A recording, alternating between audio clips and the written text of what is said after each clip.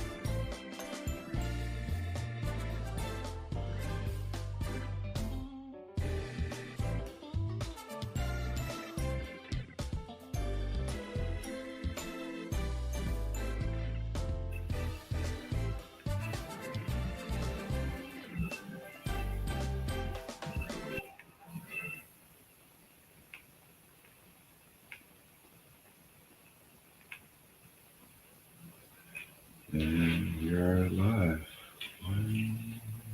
Well, hello, and welcome again to another episode of Ag Up World. We really appreciate you logging in with us tonight. Please click and subscribe and tune in for more information around our Ag Up World. We here talk about and have discussions and guest speakers around the topics of agriculture, business, education, and life. Those things are vital to us continuing on as a people. So my question today is, what is our logo or motto is planting, growing, harvesting together.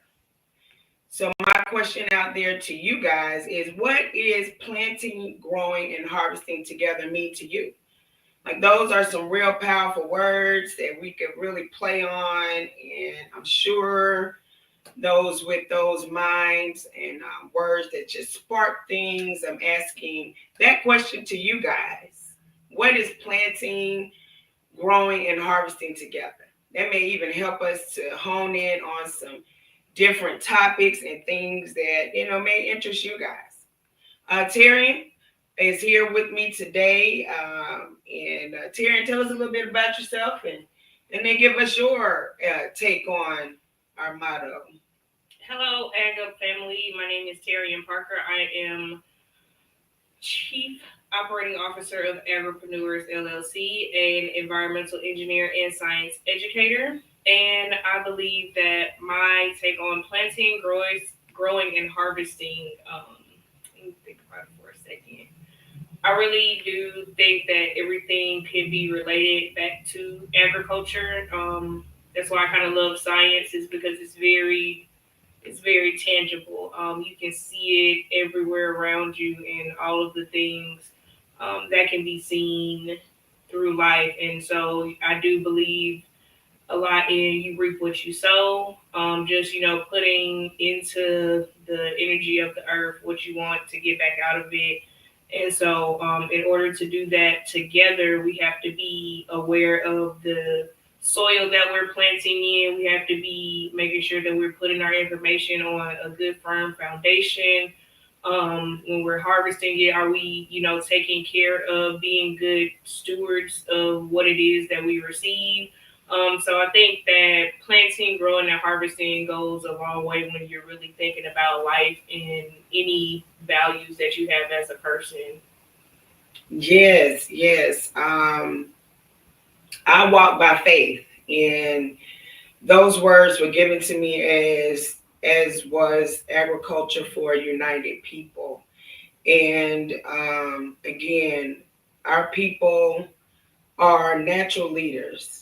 Our hair grows up. Everybody else in the world hair grows straight down. I don't care if you're from China, Mexico, doesn't matter, up to an 8th generation.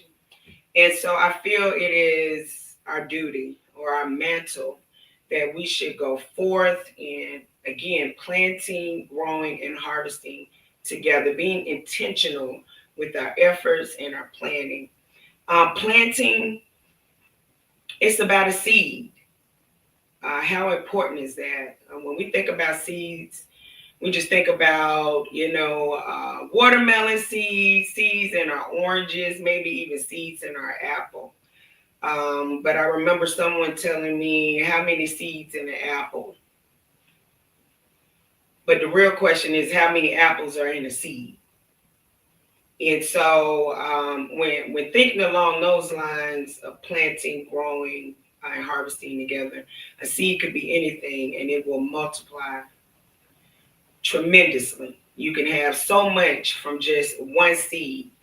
Our children are seeds that we need to cultivate and take time in rearing and putting our hands on and making sure the soil or the environment is right for them. That is important as a parent, to recognize how important our seed is. Seed is part of a generation. It comes from, again, something else, whether it's a watermelon who produced a seed, who produced another watermelon. No different than people who produce children, who produce grandchildren, who produce great-grands in a tree. And so growing together as a people, as a culture, as a race, in my mind, the village is everyone. And what does that mean? So when this girl was born, okay, Everybody, and because this is my firstborn child as well. When she was born, I really saw everybody decide whether I was a father or not. I'm going to be a father to this child. Whether I'm a mother or not, I'm going to be a mother to this child. And as a community, as a village, I feel like we really need to kind of chime into that even more. We see children today and we feel like we have no connection, no talk, no anything to them, but we are all connected. If you see them, if they are in your lives, then they are a part of your life. You know, you're not interacting with children in Sweden, you're interacting with children right in your neighborhood. And it's very important that as a village, we just start recognizing that we all are cultivators in our seeds when we're talking about our children. I think I definitely agree with that. Being an educator now, I feel like that's really a part of my why. Considering that, unfortunately, I have not brought you any grandchildren, that you tell it, the legacy has been passed on to my niece and nephew. However, with me being an educator, I have seen hundreds of children that I do consider a part of my community, and that's kind of why I got into education, in particularly in the area that I live in. Being an educator in the, you know, Metro Atlanta area meant something to me because I'm able to see my kids outside of school. I'll run into them at the store, run into them at the nail shop, like, oh, hey, Miss Parker. Like, it's good to see them, you know, at a football game, whatever the case may be, because I know that I've made an impact just by planting a seed. And so if I'm planting 100 seeds every single year and I continue throughout this journey for 10 years of my life, I just feel like that to me is a bigger legacy to have on my community and on the future, because they, like you said, like a lot of people don't want to cultivate their seeds because it is a community. You know, being an educator is like very difficult when we don't have a lot of parental activism. There's a big push to try to figure out ways to get parents more involved into the community and involved in school, because it's just like, you know, they drop them off at school, send them off on the bus, and then they come home, and then where is the family unit anymore? And that's why I think that this podcast is so important, just meeting at the intersections of life, business, agriculture, and education is so important, because that is where we should be building the foundation of our families off of, in order to get a better outcome. Like, in order to get the harvest that we want to be able to have Black privilege, and we can only do that if we create it for ourselves. It's because, you know, Caucasian people have the access to these certain things that they're able to give privileges to those of the same race. And so if we want to have our own privileges, we have to be the ones creating those spaces for our own people. It's so important, again, that we dig deep. And so anybody knows anything about agriculture, dirt and soil is not the same thing. Dirt has no nutrients, has nothing that could give back. And so it is important that, again, the soil, where we have our seeds, our environment, that we try to cultivate it. We can't wait on anybody, government, anyone, to step in and say, you're not doing right by our kids. It is important that we start to have a voice. We have successfully imitated the enemy. You know, now we kill, steal, and destroy. You know, we work more than we are at home with our families. You know, 4 hours a day with our kids is just not enough. What even led me to working for myself and even to agriculture was the fact that I became a parent. So it is very important that we take those jobs seriously as we move forward. We shouldn't just bring kids into this world. Once you do that, you have a responsibility. You don't have to do anything, but you should hold yourself accountable for the fact that you did bring in life into this world. whether you know it or not. And it's slavery, you can call it what you like. We didn't really see the importance of family and our brothers and sisters, our uncles and aunts. And we may not even be able to go back but a couple generations of who was our great grandparents, who was their parents. And so now is a time that we need to start tradition, start, creating things that are long lasting in our families. This is all about growing together. How do we do that? I took an initiative many years ago to bring my whole family, and my father is the youngest of seven, and so it may have been 20 or so grandchildren, and however many great grands and great greats, because we are probably 5 generations in now. Took the initiative to say, hey, let's have a family gathering at my house. It's not a potluck. You don't have to bring anything. You don't have to give me any money. You can just show up. I'm gonna feed you. We're going to bring your kids, bring everybody, and let's fellowship together. So that is a tradition that I started yearly, for the family. This Christmas is coming up. And so we're going to go Christmas caroling to all our elderly in our family and some elderly people that we know. Again, just starting a tradition that we could build on for generations is very important. Growing, harvesting together. What does that mean? Harvesting together is exactly how she was talking about being good stewards. So we do want to be good stewards. Harvesting is exactly what our podcast is about today. Being good stewards over what we are blessed with. Again, it may be in an abundance, and that is a sign physically as well. When you plant a seed, be patient. It will come out the ground. It takes a while, believe it or not. A plant actually grows down first with the roots before it actually comes up and searching for the light, searching for the sun. It actually comes up second. So keep that in mind. Sometimes in life too, harvesting, may look like it is going in the wrong direction. But again, if you take time and you cultivate and you be good stewards, then we can go forward again with the gathering of what we have put so much time and effort into. Perfect example of harvesting is Teryon Parker here. I'm very proud of her. She's my first child. I took it very seriously. She was in private school, didn't have any money, had to plead to my parents. She's still in preschool. We still got this thing going, preschool money. And just take heed to this. You're used to paying that daycare money, preschool money. Keep that thing going because your education and your kids are that important. So, from there, again, year after year, trying to make sure that she's making good decisions. She's going in the right direction.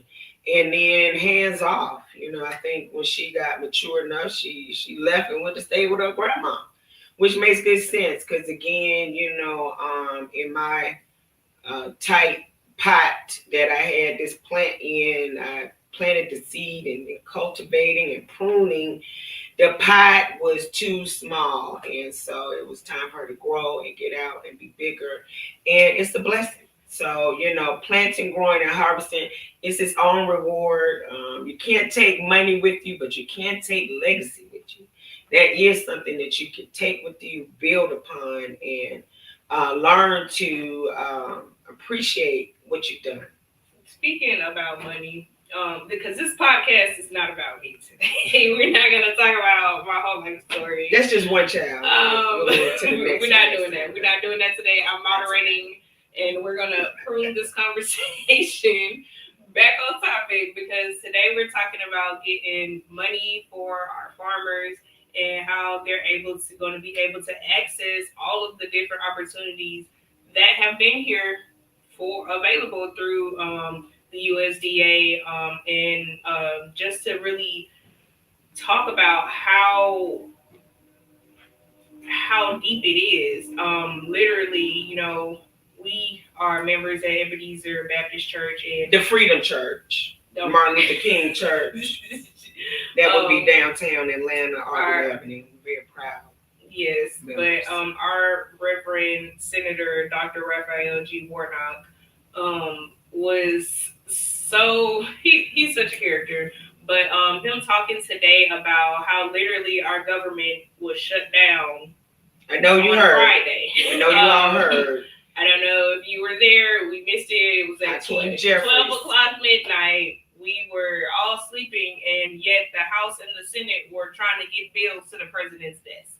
And why was this so important? What does this have to do with us? Oh, I don't work for the government. It don't matter to me. What does the government do to me? Does that mean they're going to cut my water off? We got to do better with just educating ourselves about how legislature works and how our government works, because if you don't understand the game, then you're going to get played. Did you like that one? Okay. Literally, it's like we have the tools and resources, and despite the idiot that Donald Trump is, he has the capacity of, and Elon Musk. He has the capacity of aligning himself with people who have the resources that he needs. And so if we are able to get resources through the government, then with the government being shut down, it wouldn't make a difference if you didn't know the access to the resources that you had. And so today we're going to talk about what are those resources and what have they been doing that you might have missed out on, that we might not have been paying attention to, that would not have been able to continue had the government been shut down. So yes, and when we talk about Reverend Warnock, and we understand that he's a senator and our pastor as well, he is very passionate. I think it is important for us to share the fact that this is a person who has dedicated their life to civil rights and helping people. And now he's in a position to have an impact on not just his local community, but the entire United States. And he takes it very serious. And yes, sometimes even in his sermons, he mentions, and you can follow this again at EbenezerATL.org. And his show, the sermons are played. You can always live stream his sermons or go back and play them. So he just spoke about, again, how the carelessness of Donald Trump and his followers, Elon Musk, a number of them, who thought it was okay to shut the government down for 33 days, as if the government was just them. And it caused a lot of uproar. It was also a bill that was supposed to be passed, a bipartisan bill that should have been passed. And because of Elon Musk and our president-elect, they were shutting the government down and the bipartisan bill, everything as of this past Friday. But Warnock assured us that they stayed up late and that they definitely, at 12 o'clock, it actually shut down. And that's what he shared with us, that at 12:01 it was a shutdown, but at 12:15, because as we know, our help is never late. It is always on time. They were able to pass the bill as well. So not only did they keep the government going again, they were able to pass the bill, or which allowed for monies for farmers who have been affected by these natural disasters that occurred. And so thank God for that. We have some very recent information for you guys. And we also have some grants that are out there that are available that we're going to discuss as well. And we're also going to talk about just some press releases that came out this past week from Secretary of Agriculture, Tom Vilsack, which is very important. So we're going to do that as well. We want to talk about, again, agriculture, the three areas of agriculture. as we move forward in talking about grants. I can start off with our agri-industry in George Washington Carver. A lot of people know him for his many uses of the peanut. However, they're not aware of why he started the peanut. Like all the fruits and vegetables he could have used, why the peanut? And it's due to soil conservation. Because in the South, the soil was being depleted by cotton. It was hard for the farmers to continue to grow cotton at the pace that they needed to because it was depleted from the nutrients that you need, nitrogen, phosphorus, those things. And so George Washington Carver created, where he saw a need, he created a invention to do crop rotation, which is where you plant a crop that is rich in the Jesus in the nutrient that's being depleted. Yes, thank you.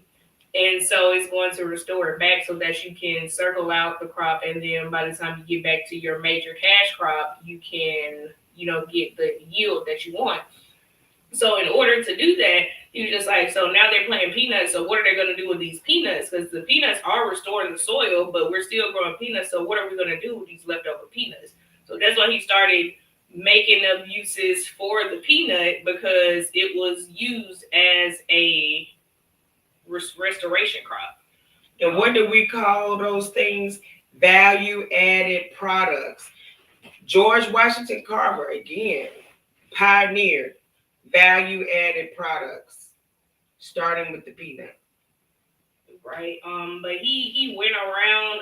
He had a horse and carriage set up, going around showing people how it worked.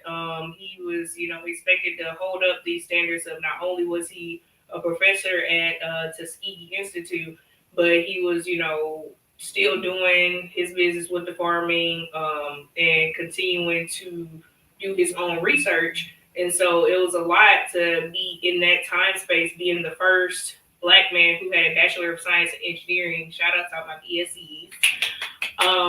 But literally just being like you said, a trailblazer for that, and being someone who recognizes, okay, I can do research in something that is, and it's be so powerful to where it breaks the industry. So we want to be industry breakers. We want to be like there's a ceiling, and we want to make a new ceiling, because the sky's the limit whenever you are able to innovate and put your mind to doing what it is that you really want to do.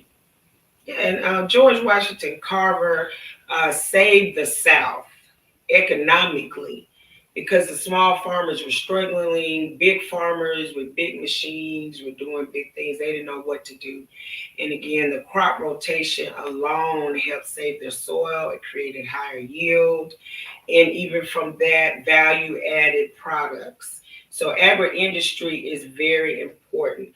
And when we talk about agri-industry, it's about the soil, again, about the environment that these plants are growing in. The soil is so important. How important is the soil? Our penicillin, our very first antibiotic, came from the soil. So that's probably why our farmers don't get sick too often either, why they live to be 90, because they're out there breathing and inhaling things to enhance them immune systems. And so that is a really big deal. So agri-industry is about cultivation and understanding how much fertilizer do I need, how if I need a pesticide, is there one that's organic, figuring those things out, any weeds that might be around your plants, are those some you could pick, or do you need to burn them? There's a lot of things that go into agri-industry and why it's so very important. But that is only one aspect, again, of agriculture. And once we kind of get these three in, we can really understand. But George Washington Carver, again, if you have not read any history on him and you're in agriculture, please do. He has a lot of ideas and things that he sparked. I'm sure the Mars bar is something that he patented. So those products from there. He also created the colors of paint. So they just had rays of gray for a long time, and he used soybean to create colors of paint. So I think he also has a patent on that as well. He did not have any children because he was castrated. And they recognized that this was a brilliant man, and yes, that was done to him as well. The struggle is real. Well, I just feel like, in our history, we just need to know not so much about, the bad things that happened, but the things that we did endure as a people. The things that we went through to make sure that on the other end is the solutions to help all people. We have never been a selfish people. We have always been those who reach out and help. So agri-industry is very important. It is who we are too. It's deep in us. I mean, we're dark skinned for a reason. And agriculture is very important to all cultures. There is no culture without agriculture. Yeah. Agribusiness. Oh, you have something to say? Oh yeah, no, I was just gonna say about like soil being dark, like the darker the soil, the richer it is. Like as far as like just planting, you want like a nice dark soil to, because it has all of it's nutrient rich. Nutrient rich. Yes. But yes, we did come from the earth, and back to the earth shall we return. So it's about really being connected, and like you said, just like getting out into the planet and just really getting your hands dirty. Like it really helps with a lot of things. Like you said, the germs and building your immune system. And I know how you like say that baby's supposed to eat dirt, eat stuff off the floor because it helps build their immune system. I heard that. So yeah. Like so it's really just about like exposing yourself to more, because being in the house all of the time and being cooped up like this, just stopping our flow of energy and the connection that we have. What comes naturally. But yeah, agribusiness. Agribusiness, okay, because we are talking about the three areas of agriculture that are very important, okay? Agri-industry, which is the cultivation, and then agribusiness. Okay, so I preach something called seed, wheat, bread, okay? And basically, what does that mean, seed, wheat, bread? Seed is what the farmers know how to do. They know how to cultivate. They can do that thing like none other. They could grow anything. High yields, big, beautiful, whatever it is, squash, collard greens, whatever they're growing. They're so good at that. Wheat, that's the harvest. Once they get it there and it's big, it's pretty, they got it and they're selling it in bulk. And that is where we stop. We never get to the bread. Seed, wheat, bread. Where does bread come from? Wheat. So it's a play on words. It is bread. But again, we can't just cultivate. We have to look at that side as well, which is the business side. And so when we talk about agribusiness, we're talking about farm plans, taking what you're doing seriously. Is it a hobby or is it a business? And we're going to talk about getting ready for grants and more about agribusiness. And so as you get more organized as a farmer, you're going to realize that means that's the agribusiness side. You may need a record keeping or secretary or somebody to help you with that.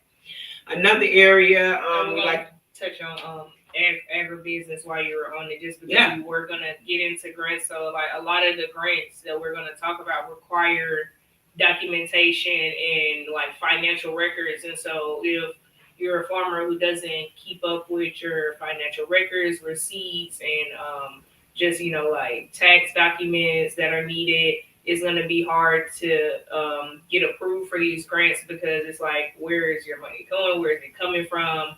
When you do receive the grant, you're going to have to be able to report what you've done with the money, just so that they're able to keep track of the funds. And so it's like, when you don't have that business aspect, it's really hard to be a successful farmer. Yeah, and we are trying to make money. My story a little bit is about 2019, the farmers reached out to me and they said they want to get off the side of the road. And the main words were turning our passions into profits. So agribusiness is how you're going to do that. Your passion is what you grow. You've been doing that. You could probably grow anything. And how do we turn it into profits? Agribusiness. So yes, stay focused, and we're going to talk more about that in a moment. Agritourism, because that is the third tier to agriculture. Okay, we want to pay attention to the third tier. So we got agri-industry, agribusiness, agritourism. How important is agritourism? I am going to post some statistics about tourism right here in Georgia. How many people come here, and we're in the millions. How much money in tourism did Georgia make? Georgia, our governor, Brian Kemp, $72 billion is what he reported on tourism. That is how important it is. Agritourism, people want to learn about agriculture. They want to learn about the countryside. They want to learn about growing. And so let's say you're not, all the way in with the business side, but you wouldn't mind showing people around. Yes, tourism is very important. We have goat yoga. Mental health things is a big deal. So if you have a ranch with horses, or you have lemons or apples that people can come and pick, mental health is a big deal. So again, agritourism, where people can come and again touch and feel what's real, or even students to come and find out, where does our food come from? Not Kroger, not Publix. So, just helping the kids understand, you can open your farm up to that for any reason. Georgia is the largest state in the Southeast region. And as big as it is, it's getting smaller and smaller. It has 12 million people in the state of Georgia. So you don't necessarily have to focus on anybody else as a farmer in agri-industry business or tourism. You can focus just on Georgia if you wanted to. With the travel, 3 hours. No one even has to get on a plane. They can drive directly to wherever you are here in Georgia. If you're somewhere else in America, again, people want to learn about, where is our food coming from? How do we grow? So many community gardens, even land grants, land trusts are getting into community gardens to help people understand more, get more involved, and create fresh food for everyone around them. Yeah, okay. Absolutely. Because there are a lot of food deserts in Atlanta, in a lot of metropolitan areas, and so agritourism is becoming a larger thing with urban farming, just to be able to get fresh produce to underserved communities. It's not fair that you can find a McDonald's 5 minutes up the street, but you can't find a decent grocery store serving produce in your area. And that's basically what the definition of a food desert is. You're not, the nutrient ratio to people is like very low. And so a lot of our kids are being stuck with these snacks and things that aren't healthy for them. And it's contributing to higher rates of diabetes, higher rates of high blood pressure, and you're trying to wonder why our health is so bad, and it's because what you're putting into yourself. The same thing, seed harvest, you plant the seed inside of you of some McDonald's French fries, your blood pressure is gonna go up immediately. And so how is it that you're able to think properly? How are you gonna be able to, focus in school when you're eating red dye and some Takis?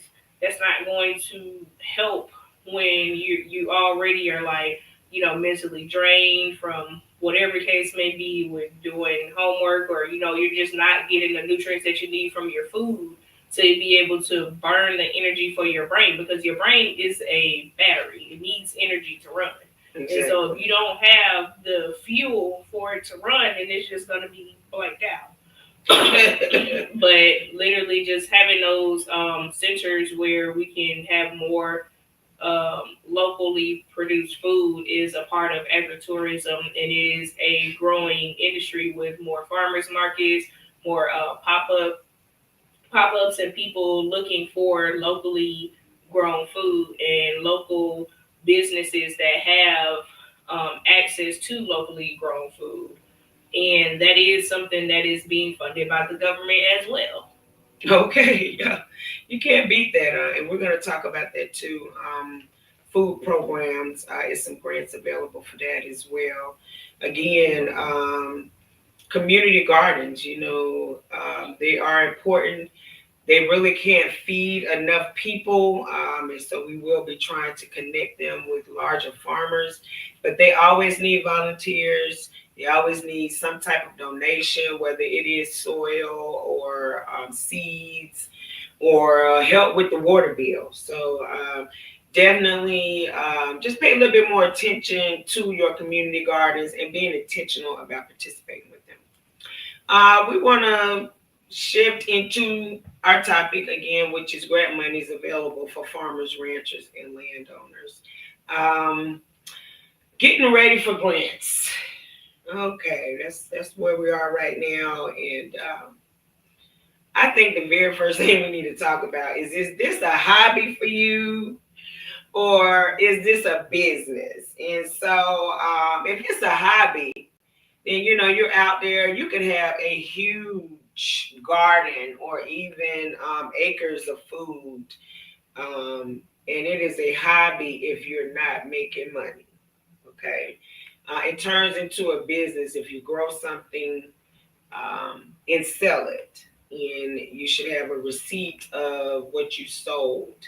And so that is very important in recognizing whether this is a hobby or a business.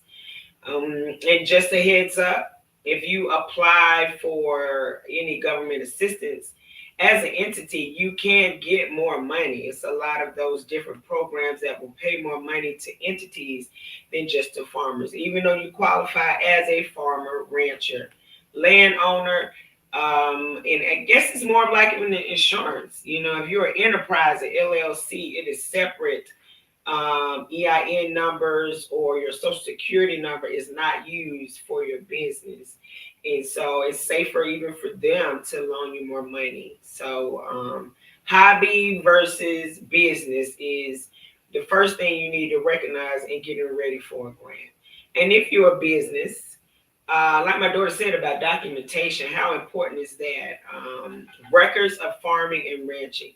I know some farmers who don't report in the USDA. They have hundreds of acres. They're doing it on their own, out of their pocket. Even with IRS, a Schedule F, which is like a Schedule C, can be used to have documentation that you have been farming. That's going to be very important. Anytime you're dealing with grants are to support an ongoing efforts, even for nonprofits. If you want money, grant money for any nonprofit, normally you have to be doing the work first. Is there startup money out there? Yes. Again, grants are to support efforts, like even what the government wants to do, they can't. They pay nonprofits to do their work. So grants is the same way.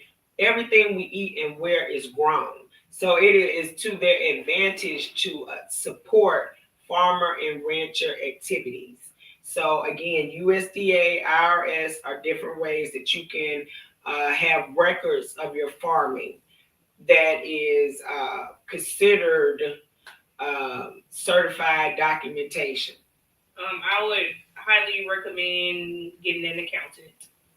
Specifically, as far as if you are looking to be in the business side, once you have that business bank account, that business card, the LLC, the EIN, you're going to want to have a professional to be able to keep up with those things, just because, yeah, it's possible. You could do it. You can do all things through Christ. Cousin Jane could do it, and Brother Bobby.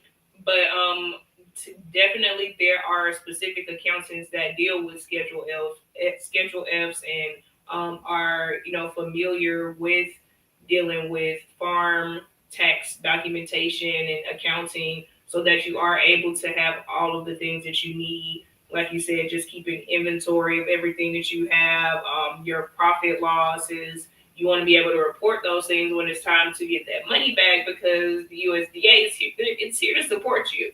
But it can't help you if you aren't giving them the proof of the pudding.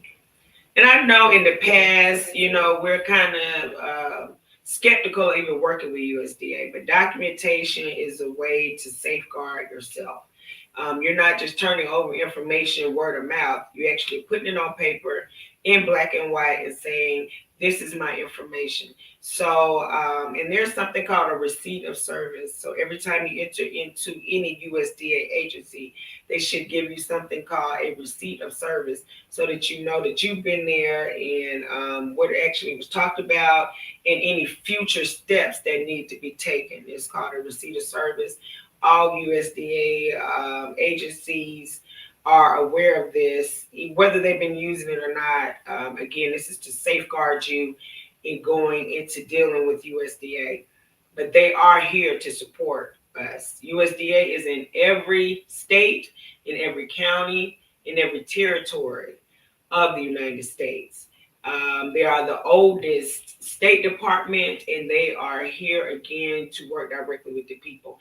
They interact with people more than any other State Department. So that's just how important they are. And again, we farmers, Black farmers, other farmers of color, socially disadvantaged farmers and ranchers have been marginalized or left out. But now is the time to hold these people accountable, again, because we are American citizens first. Another big deal when we're talking about getting ready for grants is a business plan or farm plan. Okay, so we're talking about marketing, and we know who we're going to market to. We have identified our market, whether it's local or state or regional, national, or international. Okay, you have to identify these things. As we move forward into recognizing our market, then we can get into advertising, figuring out the best way to present our product to the market that we've chosen. That is what advertising is about. Competition. Yes, ma'am. I was going to say, so this does not only apply to farmers. So if you are paying attention, if it didn't cross your mind already, this goes for all businesses. And I feel like a lot of where Black businesses fall off is because of these very same things. Is it a hobby or a business? Are you trying to, do it with your family, or are you partnering with people who are actually able to assist you in what you need to do? And so it's like we can't sit here and not take this information for what it is, which is it's applicable to all areas of business. However, we are focusing specifically on what farmers can do, but as far as having record keeping, being prepared for the IRS, having an accountant, setting up a business plan when you go to the bank, even if it's not the USDA, just getting a loan from the bank. You don't have the documentation, you don't have a business plan, you don't have a marketing plan, you don't know your target audience, but you're asking people for thousands and thousands of dollars. You don't have any records of any businesses that you previously owned, any type of, consumer advertisements that you put out, there's no website, you don't have any type of documentation, but you just want them to hand you over some money. So that's why it's so important to have your business plan and your farm plan budget together. And that's why I always try to talk about black and white. What do you look like in black and white? Resumes, transcripts. I even seen a sign said the paper ceiling. Again, I guess that means like the glass ceiling. You can't see it there, but it's definitely stopping you. And that is not true. You know that you need to make sure that you look right on paper. So that's what I mean by business plan, farm plan. What do you look like? Do you have a mission, a vision? That's not just for nonprofits, that's for for-profits too. You kind of have to have a where am I going moment. And that is what the vision is about. The mission is what is driving me. And so same thing. So we definitely, when it comes to farming and ranching, is what is pushing this thing? Do we want to have generational wealth? Are we just taking care of our own uh, just our own expenses? Is that what we're just covering? Or are we literally trying to profit from what we're doing? And a business plan, farm plan is what's going to tell you how to do that. And so farm plan, some other things that are in a farm plan that people may not consider is important is your competition. Oh, I'm the only one. It's a fresh idea. Nobody else is doing it. Yes, and I'm 27, or I'm 45. Half a century is a long time, but even compared to 2,000 years is, just know it's nothing new under the sun. It may be even somebody doing something similar to you. Why do we look for competition? Main reason is cost. I don't want to price what I'm doing too low, and there's a competitor out there actually making way much more money doing the same exact thing, selling the same exact product. And you would not know that until you actually go out there and look at competition. What should I price my products at? USDA has a set schedule of, cost for things, but if you go out there in the market and it says you can get these collard greens for $5 a bunch, then that's what you need to do. You need to connect to, again, your market, finding your competitors. Gas station, prime example. Okay.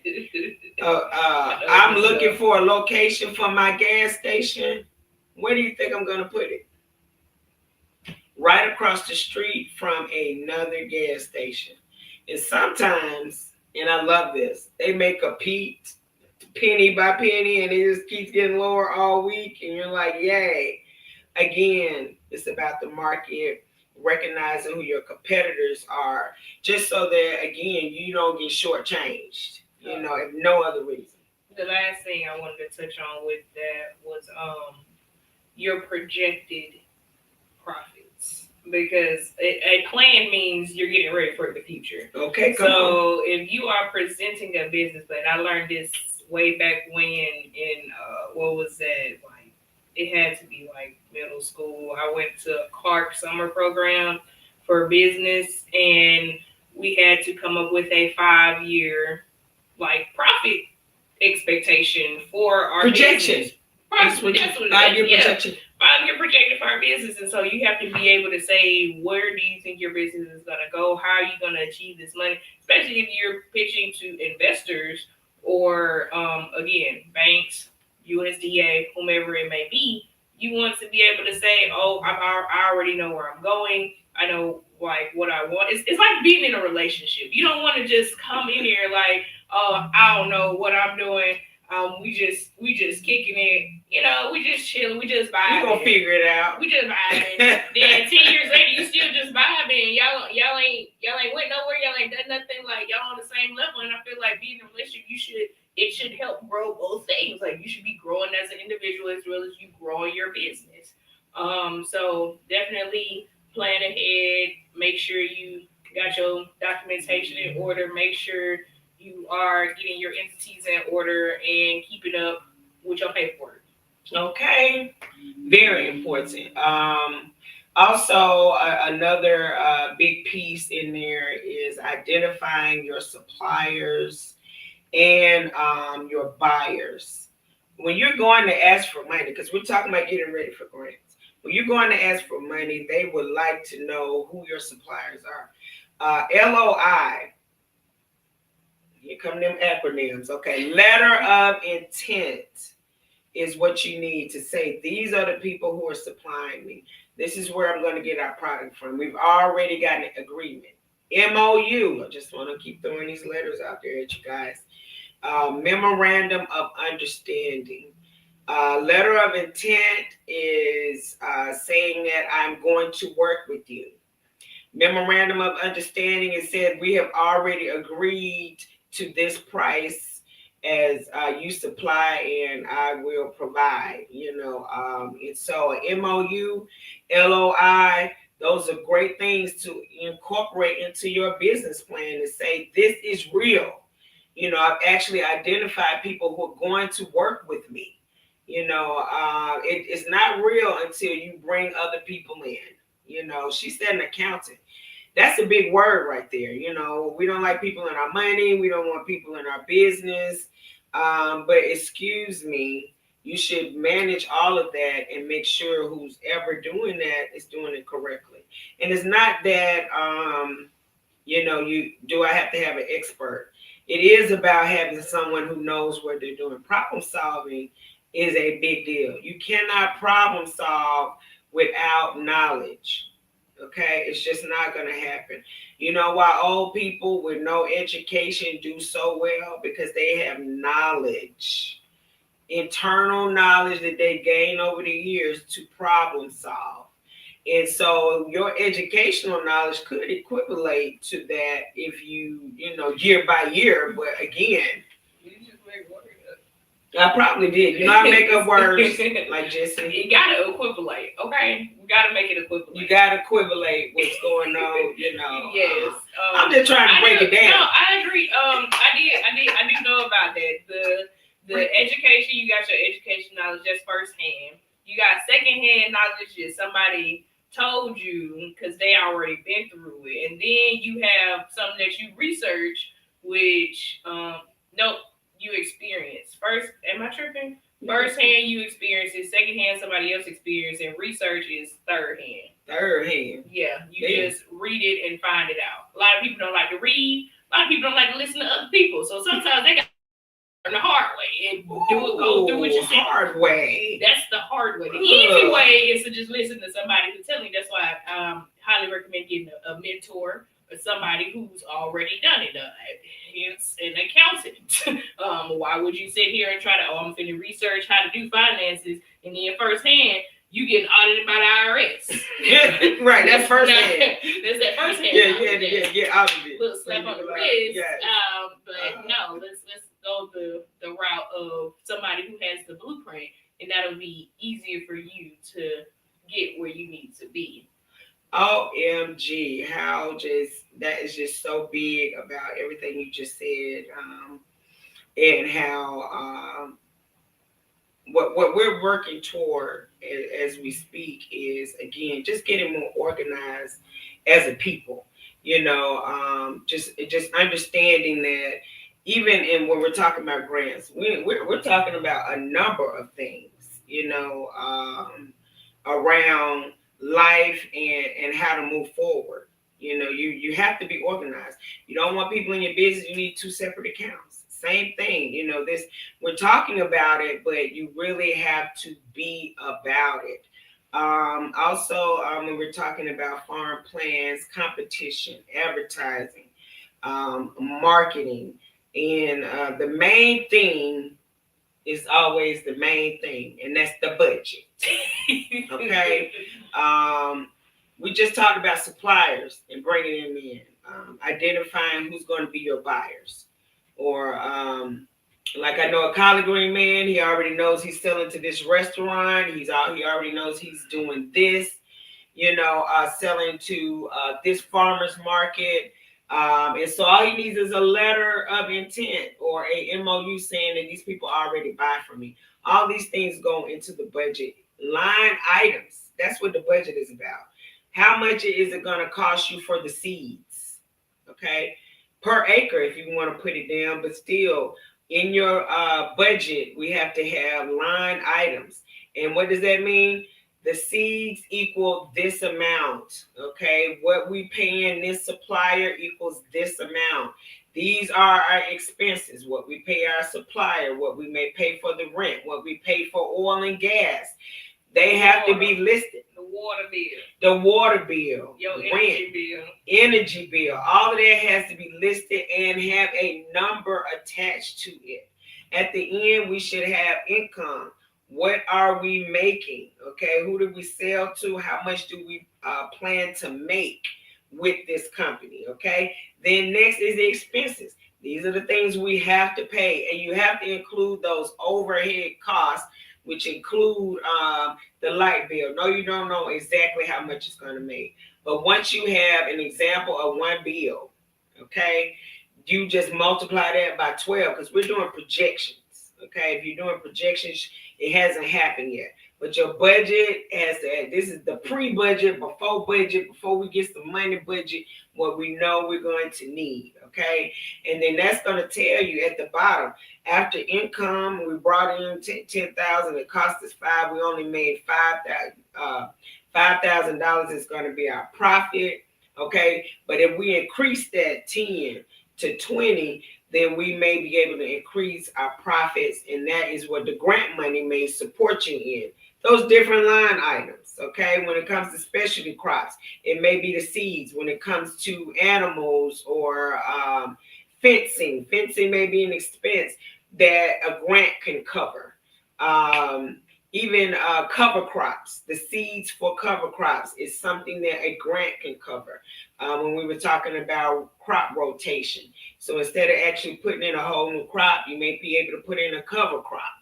And to continue holding those nutrients in place, keeping the soil from washing away. Those are the things that cover crops do. So all of these line items are very important when we're talking about business plan, farm plan, budgets. And again, these is all vital information in getting ready for grants. Okay, so we're going to transition now to just talking about some grants that are available. Okay, it's money time. It's money time. Yes. So we're going to first talk about in November a press release from the USDA talking about the monies that's coming up. And these are the exact monies that Warnock and the senators and our House of Representatives protected this past Friday for our farmers and ranchers. And so we're going to talk about some specialty crops, rural areas money. And again, USDA stands for United States Department of Agriculture. Even though we're based in Georgia and we love Georgia very much, this money is available to all of the United States and territories included. Don't be intimidated unless you don't know what you look like on paper. Then you should be concerned. But yes, very first and foremost, as we get ready for grants, you need to be prepared and then go looking to see what grants work for you. Okay. All right. Can you just show our little agriculture for united people? We're gonna pop that up as we transition to the studio. Yeah, to the studio. The screenshot 2024-9-6-23. All the way up. Newscast. Bam. Okay. Here we go. We just transitioning. Can we get some music too, DJ? Music is good.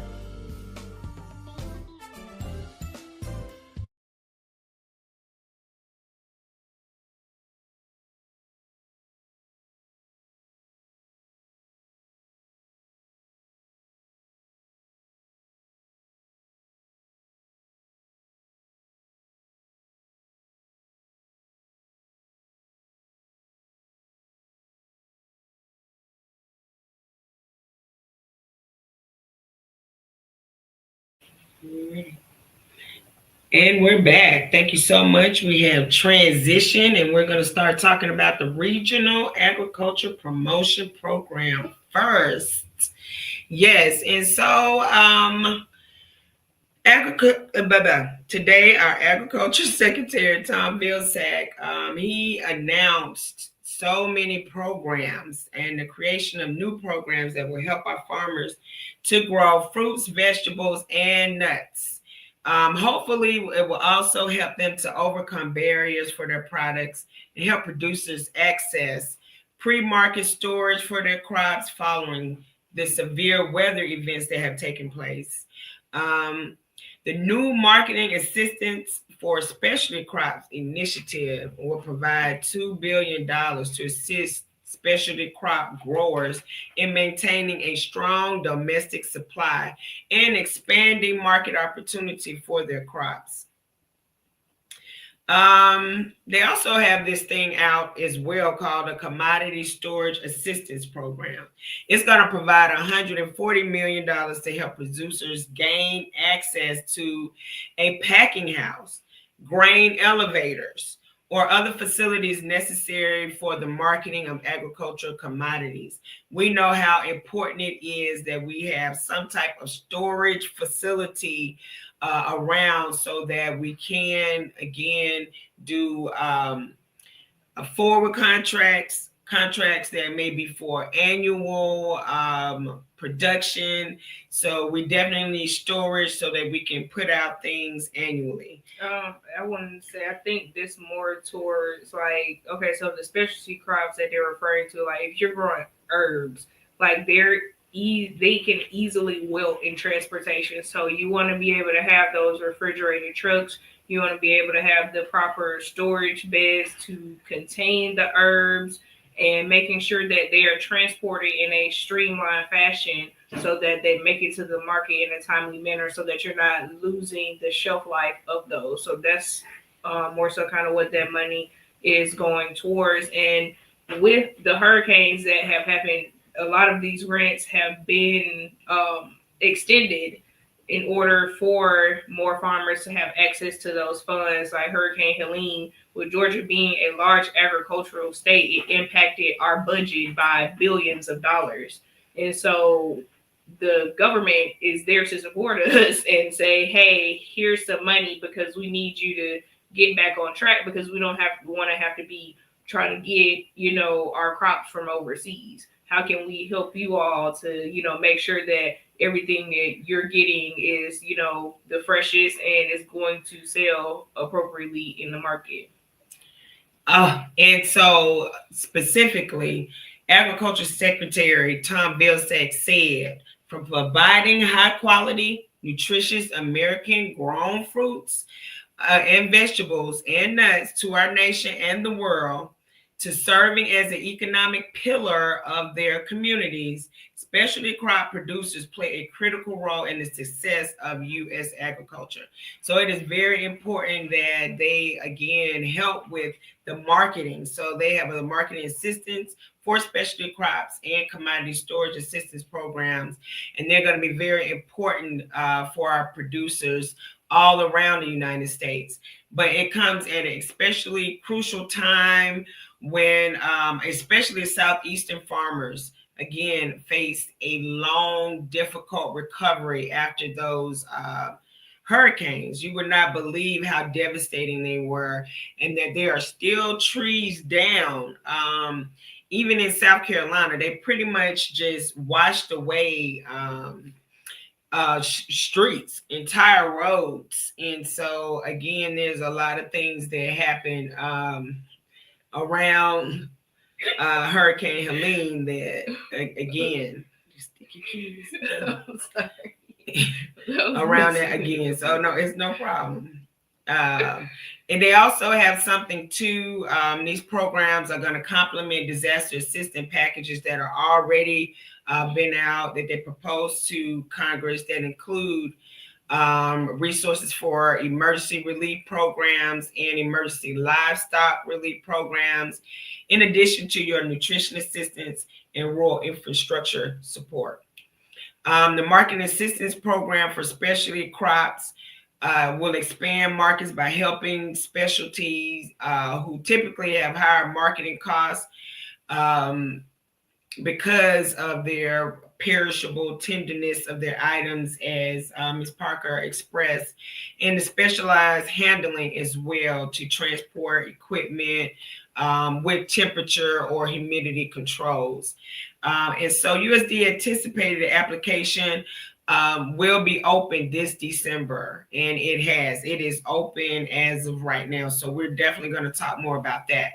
Again, this press release was from November, but it is talking about the monies that is right here. So this initiative builds on previous investments. In January, the Regional Agriculture Promotion Program is a foreign market development and food security initiative, and it was announced in October of last year. And they launched Assistant Specialty Crop Exports Initiative. So this is to even build upon that. So global exports and expanding to new markets. So USDA again is trying to support what we're trying to do, as far as we don't want to just serve our local markets, we want to be international. And so USDA is also helping us with that. This is a critical time right now in America. I mean, in the world, when we're talking international, there's wars going on. Specifically, I know some tribal farmers in Kentucky that are doing soybean, corn, and wheat right now to ship to Ukraine, because they are also an agricultural leader in soybean, wheat, and corn. But because of the war that's going on right now, they don't have any. So they're buying it to sell it. And they are buying it from, again, some tribal farmers and ranchers in Kentucky. So just know that the market is vast.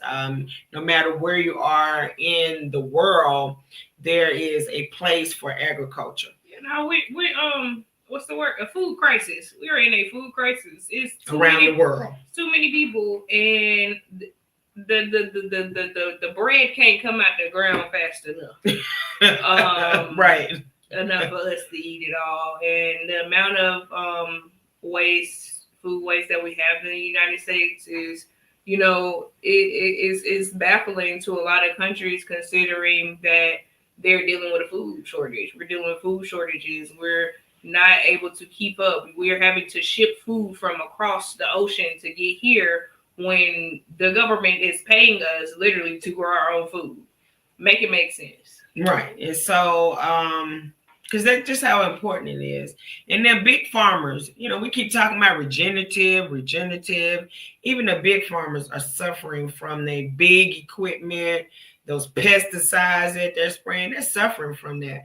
So it is time for smaller farmers who do that hands-on cultivation that's needed to make sure to actually pick worms off of the plants. And I think we participated in that one time. Worm picking, and they're caterpillars, but yeah, they're worms at this stage. Just take them off and step on them to squish them. And squish them and step on them, you know. Now we could spray some pesticide that could affect everybody and make them sick, or we could just pick the little buggers off of there one by one. And so you're not going to get that with a 5,000 acre farm. Okay, no one is coming out there. The slavery is over. No one is coming out there like that to pick 5,000 acres. And so your 40 acres or your 100 acres with your family members, maybe 10 of y'all, can get a lot done. And so just keeping that in mind as well, having family gatherings for harvesting or picking the worms. Yeah, that's very important.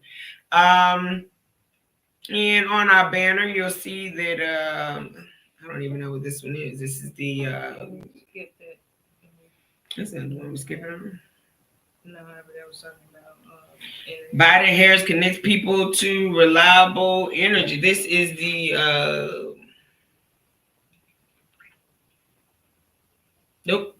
USDA announcement. Let's try that one. We got some banners for you guys. That's one we just did. No.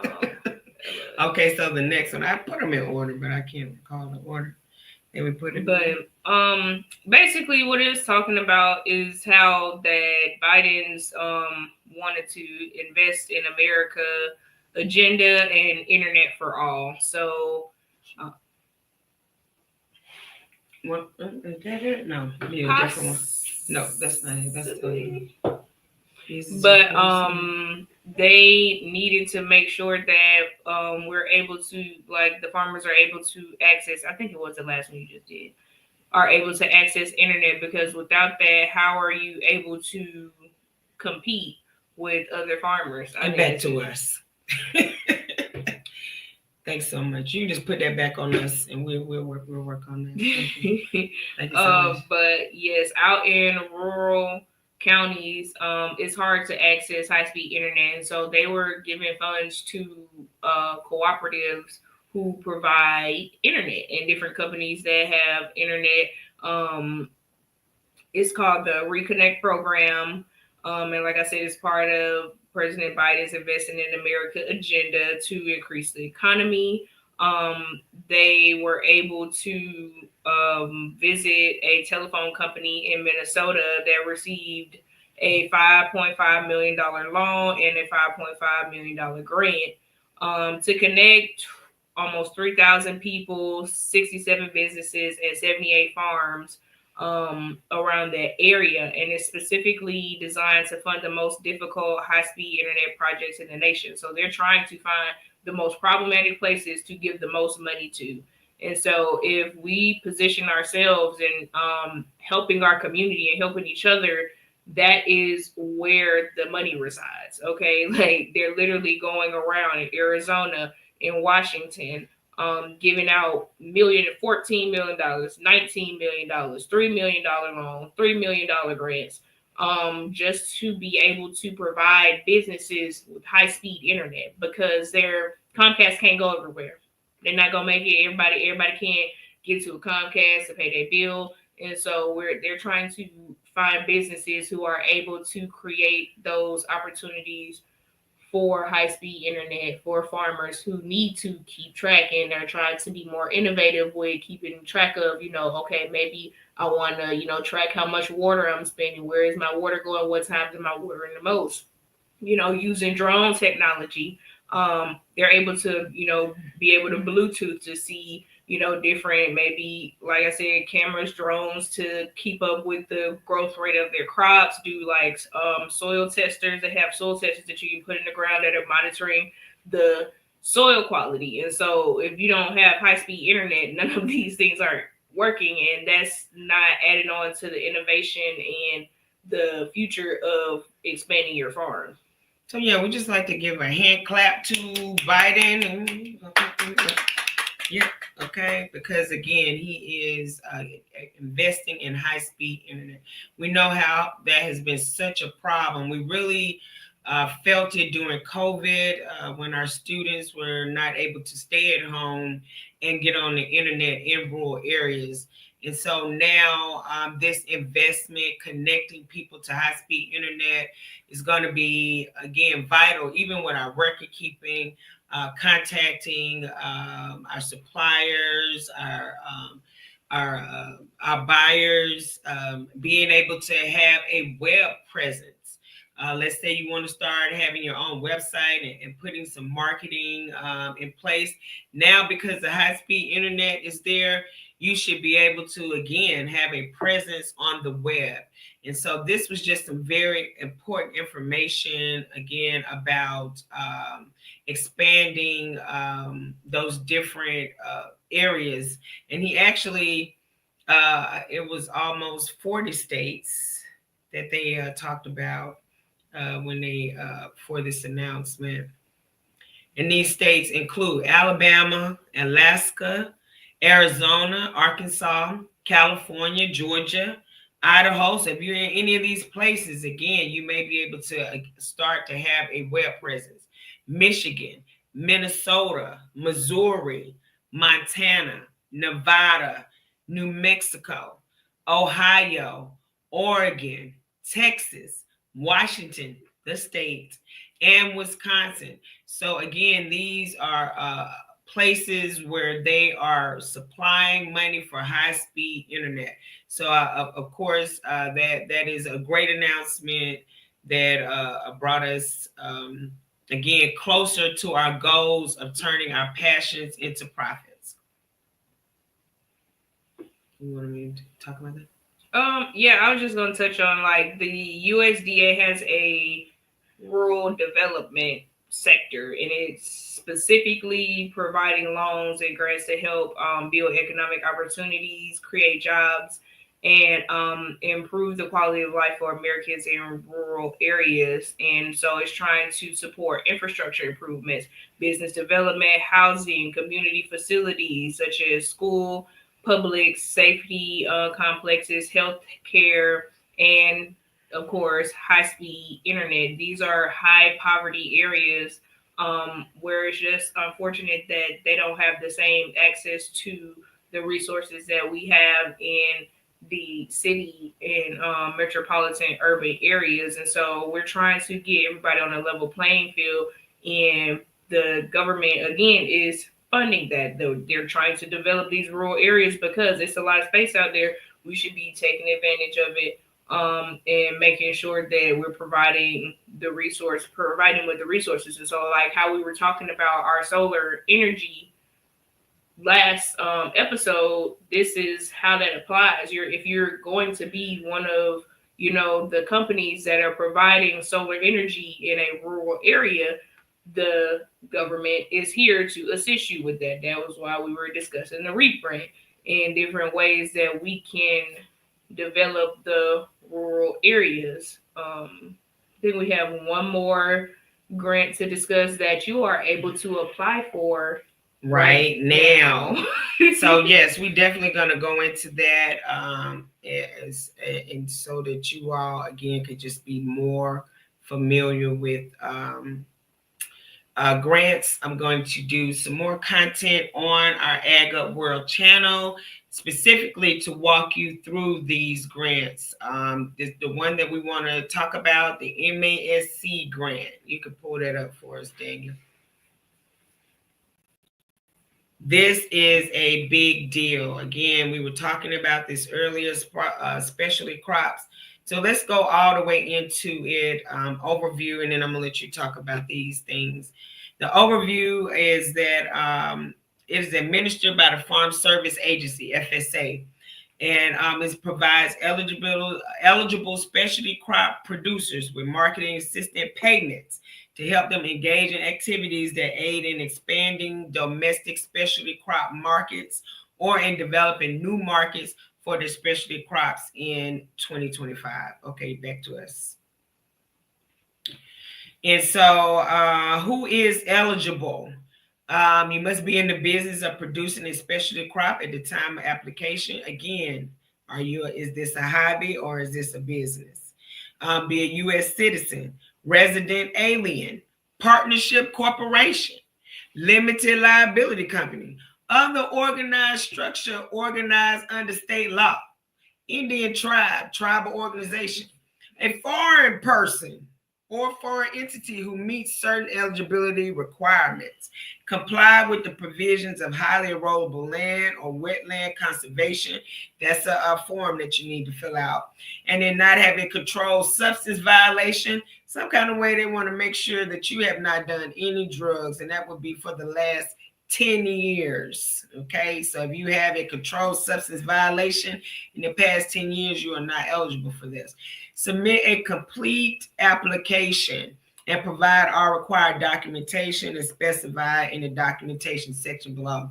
And again, we're going to provide further content about the MASC. And just for those who need to know, when we talk about specialty crops that are eligible, and you can also talk about the ones we're talking about fresh or dried fruits. Think about like stuff that has a short shelf life.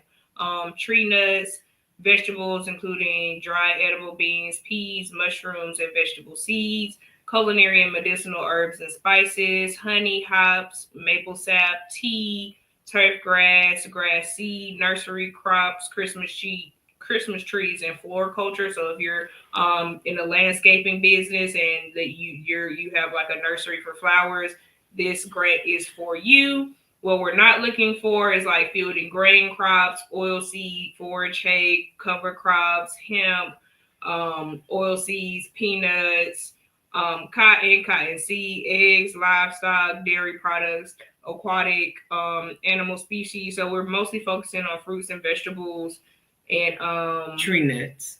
Right, nuts and those specific nursery crops and flowers and different types of honeys and teas. The deadline for submitting it is by January 8th. Do I want to wait till January 8th to submit my application? No, I do not. That means we do not have a lot of time. The end of the year is upon us, and that means if you don't have a lot of your documentation already ready, then it's going to be difficult for you to rep it all together. And so that is the moral of the story, ladies and gentlemen. When you are getting ready for grants and you the deadline is approaching, it's easier for you to apply when you already have all of your documentation set up, ready to go. Does that make sense? Yes. Great. Okay, and so I wanted to put up lastly this last slide that has my information on there. Coach at agriculture-up.org. Go up some. Let me see where we're at. You go down. It's that one that says CQC Advantage. Yeah. Thank you so much. So yeah, and I am going to again be walking through these applications step by step for you guys. So and I'll be doing that this week, especially for this grant that's due January 8th. But if you have any other questions, please feel free to reach out to me at coach@agriculture-up.org. That is a number that you can reach me directly, 404-487-8270. And again, we will get back with you as soon as possible. But again, thank you so much for joining us for another Ag Up World. And we appreciate your time and your consideration and listening. And please spread this to everyone. We had some good information tonight. And we look forward to next week. God bless you. Let's ag up together. Ag good.